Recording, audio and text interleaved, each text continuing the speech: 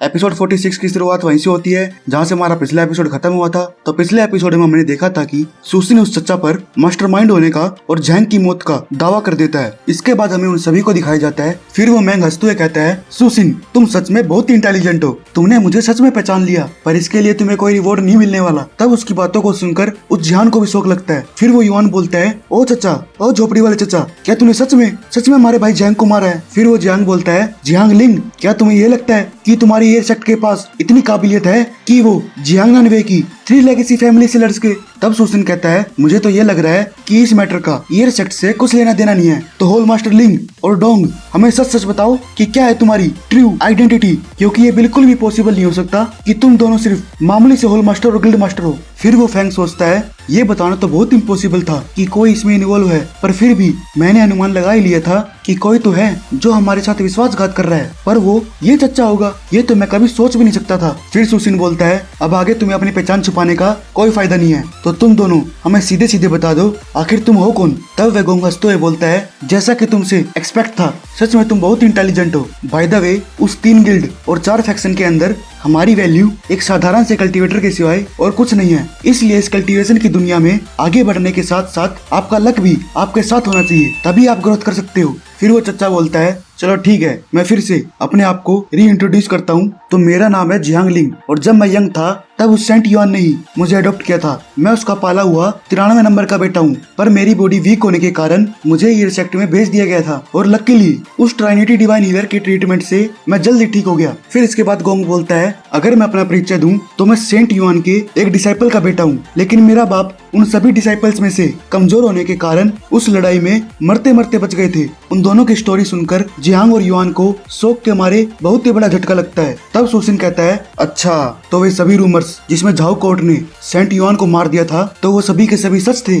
पर यह भी एक मिरेकल है कि तुम दोनों के दोनों उस खून खराबे से बहुत ही अच्छे से बच गए। लेकिन फिर भी मुझे ये समझ में नहीं आ रहा कि तुम वरदान सोर्ड सेक्ट और एलिगेंट सेक्ट के साथ सिर्फ खजाने के लिए ही अपनी लाइफ क्यों रिस्क में डाल रहे हो? तब वो चच्चा कहता है, हम कैसे मौत से डर सकते हैं? मेरे बाप ने उस आधे हिस्से को आसानी से जीत लिया था जो अभी भी हमारे झाओ कोर्ट के कब्जे में है, पर डी हाउडियन और डी फैमिली, इसकी वजह से वो सब मेरे बाप से नफरत करने लगे थे। तब जियांगनान की 3 ग्रेट फैमिलीज और कुछ असैसियन के साथ मिलकर उन्होंने मेरे बाप को धोखे से मार दिया, और यही वजह है हम उन सबसे अलग हो गए। लेकिन वो अब डी हाउडियन पूरी तरह से बुढ़ा और बेकार हो चुका है, और यही सही टाइम है उससे हमारा बदला लेने का। तब सुसिन उसकी बात सुनकर अपना मत्था पकड़कर बोलता है, अरे भाई क्या चल रहा है इस दुनिया में?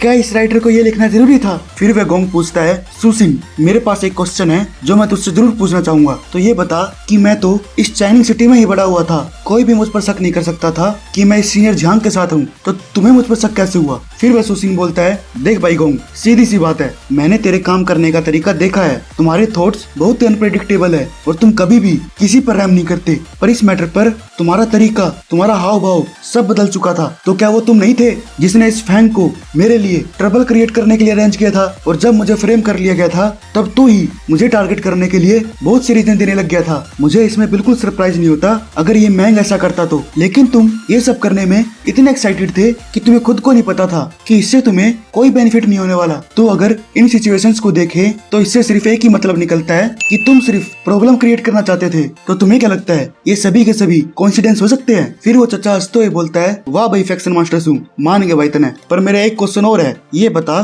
तू और क्या क्या जानता है हमारे बारे में? फिर सुसिन कहता है, तुम दोनों के पास 2 से भी ज्यादा टोकन्स थे, मे बी ये 3 या 4 भी हो सकते हैं। इस इन्फॉर्मेशन को सुनकर वैगोंग बोलता है, वाह भाई सुसिन, मैंने कभी नहीं सोचा था कि तुझे इतना सब कुछ पता होगा, मैंने तुझे सच में बहुत ही कम समझा, और हाँ सच में हमारे पास स्टार्टिंग से ही 4 टोकन्स थे। फिर वो मैंग कहता है, बिल्कुल सही कहा तूने, उन टोकन्स को इतने सालों से मैनेज करने वाला मैं ही हूँ, लेकिन वो लास्ट टोकन उस एलिगेंट सोर्ड सेक्ट के पास था, इसलिए हमें उसे चारा डालकर बाहर निकालने के अलावा और कोई ऑप्शन नहीं बचा था। फिर वो फैंग सोचता है, हमारे वरदान सेक्ट को ये टोकन्स तो अभी फिलहाल ही में मिले थे। तब सुसिन उस चचा से कहता है, तुम्हारा इरादा उस वरदान सेक्ट को एक टोकन देकर उस एलिगेंट सेक्ट के साथ लड़ाई करने का था। तो मैं जानता हूँ कि इन दोनों के बीच किस रीजन की वजह से लड़ाई चल रही है, पर मुझे ये समझ में नहीं आ रहा कि तुमने इस जियांगनान वे की इस 3 लेगेसी फैमिली को क्यों इन्वॉल्व किया? इनका तो मुझे फ्रेम करने के अलावा और कुछ भी यूज नहीं था। फिर वो जियांग बोलता है, हाँ, मुझे भी इसका आंसर चाहिए कि तुमने हमें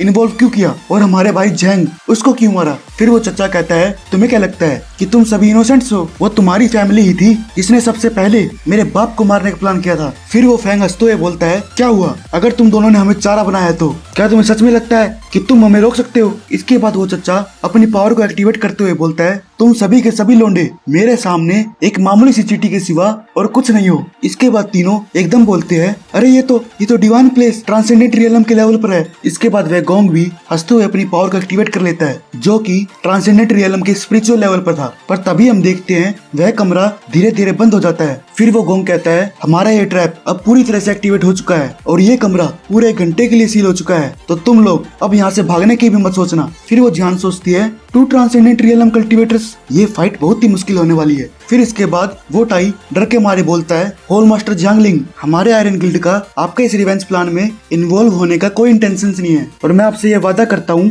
अगर आप मुझे छोड़ देते हो तो मैं इस बात को मरते दम तक लीक नहीं करूंगा। फिर वो मैंग कहता है बिल्कुल सही कहा, हम आपसे वादा करते हैं कि हम अपना मुंह बंद रखेंगे। फिर सुसिन उस चच्चा को घूरने लग जाता है। तब वो चच्चा अपनी तलवार निकाल कर बोलता है हाँ बिल्कुल, मुझे यकीन है कि तुम अपना मुंह बंद रखोगे, पर तुमसे ज्यादा मुझे मुर्दों पर ज्यादा यकीन है, तो इसलिए तुम सभी को भी यही मरना होगा। तो गाइस इसी के साथ हमारा एपिसोड समाप्त होता है। फिर मिलते हैं नेक्स्ट एपिसोड में। अच्छा है।